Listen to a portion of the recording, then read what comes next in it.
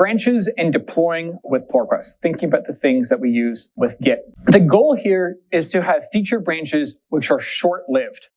It's, again, like small pull requests are valuable. The fact that feature branches are short-lived is so important. In a functioning team, that code is changing pretty frequently, and keeping them short-lived means that you have fewer challenges of merging in that code. This is where Git rebase comes in to bring those changes in. You can also use Git cherry pick to extract and merge in only specific commits. When you work on a bigger feature, you might do something like build out a few parts of the feature in one large branch, and then cherry pick individual commits into smaller pull requests that can be merged in one at a time. Later in the semester, we will also talk about tools like feature flags, which help you do things like merge in smaller pieces of code without having to have everything working all at once. So there's lots of tools that we can use to make those pull requests smaller. There are definitely multiple strategies for how you deploy your application. And there's no right answer, but it depends on what works for the team. Deploy from main is perhaps the most common strategy, which says once that pull request is merged into our main branch, we're going to immediately or automatically perhaps deploy that to somewhere like Heroku or whatever servers you might have. The other pretty common pattern is to say branch per release, which when we are ready to make a release, we cut a new branch, and that branch will stick around that says, this is version 1.5 of my application. And if you need to make a patch to that release, you would then patch that particular branch, perhaps. But most often today, you see a lot of teams deploying from the main branch, often automatically, because once your tests pass, and this is why having confidence in your testing suite is really important, you can merge that feature in, you can have your tools in the background automatically deploy your code. And now you get to the part where if deploying your code is hard, merging it in frequently, deploying it frequently makes that process nearly automatic. So how should you think about doing things like cherry picking, dealing with bug fixes, and so on? Again, this is a place where reading the book goes into more detail about this process. Git charts and workflows can always get a little bit complicated, but just as an overview, what we're looking at here is as time goes on, we're going sort of from left to right. Each of these circles represents a commit or a sort of, an item of work. So if we start off at the beginning here with some commit A, we might have a deploy branch. We might start making a branch that allows us where we work on a feature, in this case, commit B. But as we're working on that feature, something might happen in the main branch, like someone creates some kind of bug fix. Maybe it's a security fix. And we need to incorporate that work into our current branch. One way that we could do that is we could use Git cherry pick, and what we can pass in is a commit ID. That allows us then to do what can be called a crisscross merge, which pulls that individual commit into our branch. And if everything is clean, Git applies that merge automatically. If there are conflicts, Git would ask us to resolve that conflicts. But essentially that updates, makes a new commit here at the end E, which has the state of whatever was on our main branch if we are on a particular release branch. But essentially what we're doing is we have a branch, let's say version 1.2, in this case, or 1.3. We pick a commit from our main branch, we pull it in to the release branch, and then that release branch could get deployed to production with just that commit.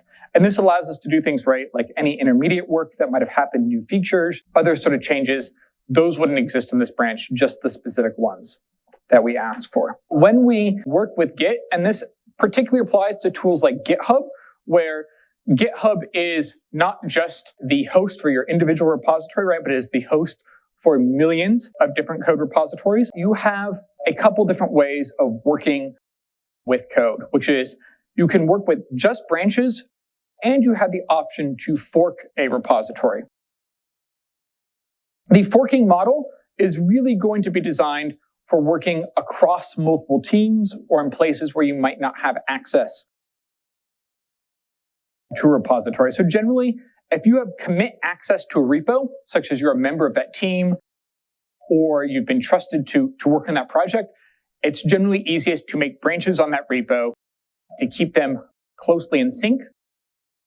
If you don't have access to repo, if you're working on, let's say, an open source project, or you're making a small fix to a different team's work, perhaps. One thing I'll say is, as a courtesy, depending on the discussion that's happened before, is it's usually good to check in with that team about their workflow and their process before you open a pull request, especially in the open source world. Everyone likes help and fixes. No one likes a giant pull request to be dropped on their head unexpectedly. Dropping things on your head is painful, but looking through, a dozen lines of code that don't necessarily make sense is harder to accept, and no one wants to be the main guy of rejecting a pull request where someone put a lot of effort in. So typically, once you know that you're going to contribute something, you fork that repo, you make a new branch on your local fork, such as, name of a bug fix, name of a feature. You finalize that work, add documentation, add test cases, whatever it might be. If it's been a while, you might rebase that such that the merge will be guaranteed to be clean. And then you open a pull request on GitHub with that discussion, with whatever notes you might have had. The nice thing about doing it this way is that in an open source model especially, that work, that pull request serves not just as the code, but also as a record for all of the design discussions, all of the reasoning that might have gone into it. It's worth mentioning that we're talking in the model of Git and GitHub because that's what you use for this class.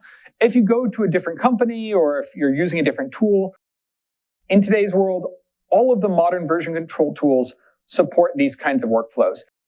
Facebook has its own internal tools. Google has its own internal tools.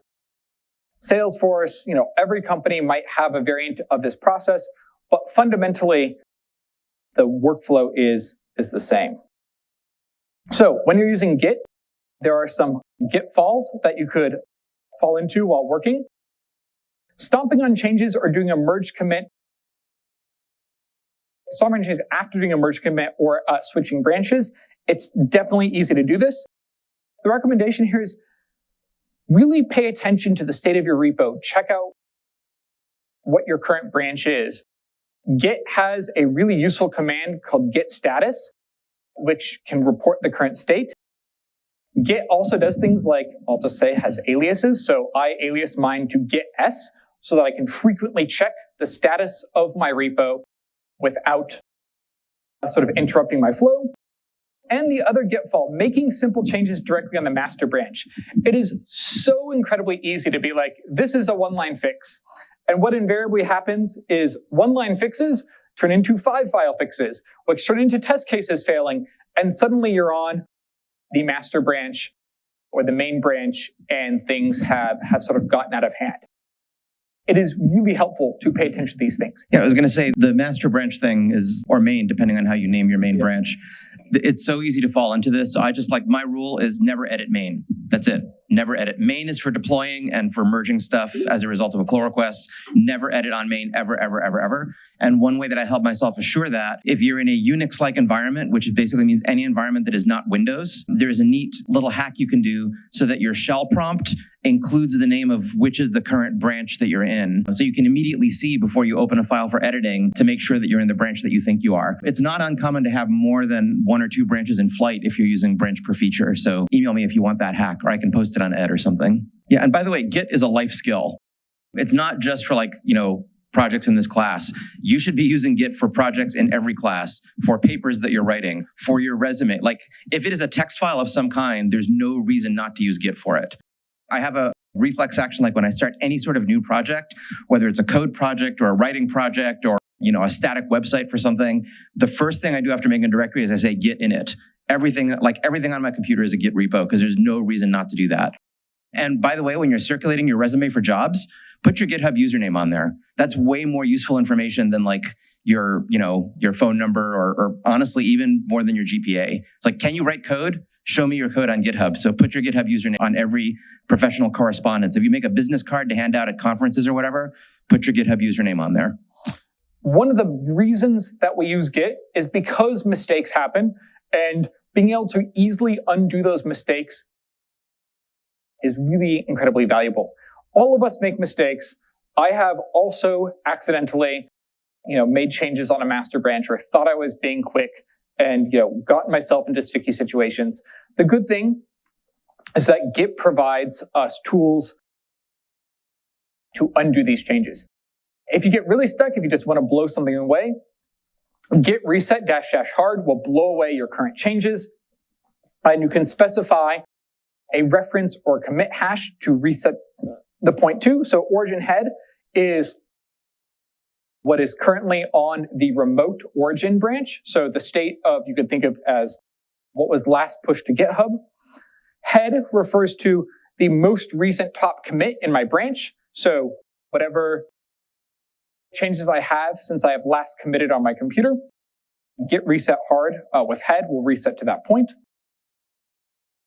In Git parlance here, you can say git checkout and then some commit ID, dash dash a list of files. And one thing I'll point out is, I'm not going to go through all these so quickly, but the first few are useful, is notice this pattern here. Git command, some commit ID, dash dash, and a list of files. This dash dash separating the Git task and the list of files is a super useful pattern that you'll see in a lot of Git commits. As you're working with tools like Git, which can be complicated, look for the patterns in their command syntax because they tend to follow with multiple commits. You can do git diff with a commit or branch, and again, dash dash files. You can specify relative times and dates in commits, so you can look at the changes since a particular date. You can, of course, do things which I think is even nicer, which is say, 2 days ago, a week ago. Git should have most of the time, common time periods. You can show the current status of a file. You can use git blame and a file or commit to see who last touched that file. This is a place too where GitHub's web interface has a blame button right in the website, which very nicely line by line breaks down who was the last committer, what was their commit message, when did it happen. Great way to explore the history of the repo. And of course, git log allows you to work with files and the repo. A couple more Git sort of cheat sheet commands. These apply sort of everywhere. Git uses the term commitish, which is sort of a commit-like thing. The reason that this is useful is that every commit in Git has a hash, which comes in a long form and a short form. Git, in nearly every place, lets you use either of those. It also lets you do things like use a branch name or a reference to a remote repository branch. And wherever you're dealing with commit-like things, you can use terms like head -2, or held -2, or @date. These allow you to specify relative forms of a commit.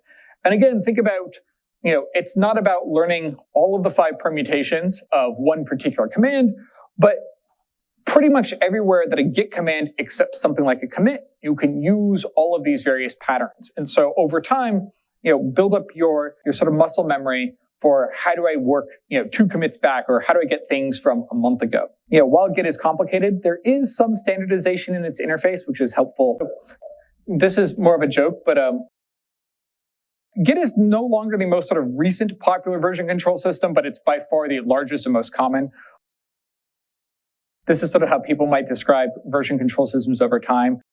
Git does just about everything that you would need a version control system to do. And it is a pretty complicated beast. But it is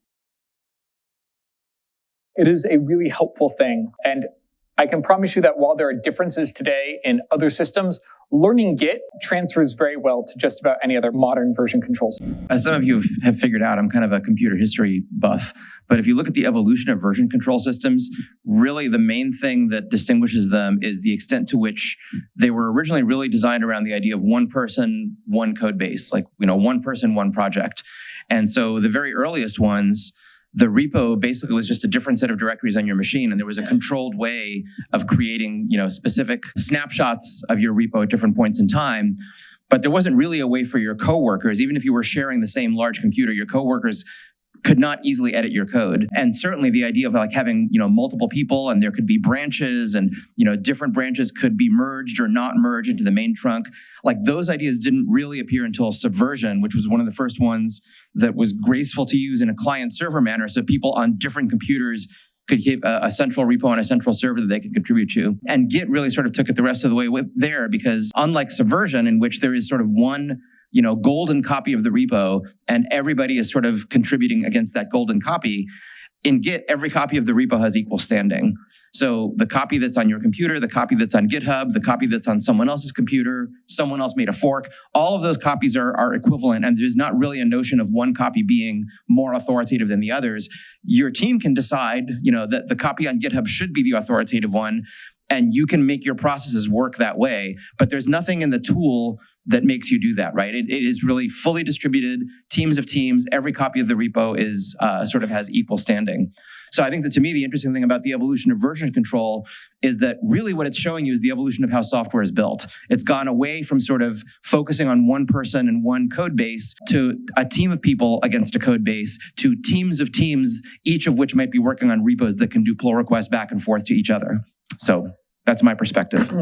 I'll also mention that we don't talk about Git as primarily today as being distributed, but one of the things is that Git as a version control system is meant to be distributed in that these remotes are nothing more than an address to some other computer. Because it's an address, we know about things like this could actually be an IP address. That's not very human friendly. But in a lot of ways, there's nothing special about GitHub. There's nothing special about Heroku. It is just a destination of a server that happens to hold that code. Obviously, GitHub builds on top of it all of the things like authentication and permissions and redundancy for your code and sharing it on a website. But in a model where you're working in a team, I think GitHub's nice, but this can be your coworker's computer as a different kind of remote. And you could specify, a local working server. Whenever GitHub has an outage or goes down for some reason, there's all these people who no longer know how to work on their code or to share it. GitHub doesn't have to be your centralization for your version control system. It's certainly a great option, but Git works with, anything that is a computer that's connected to another computer. In other words, most computers today.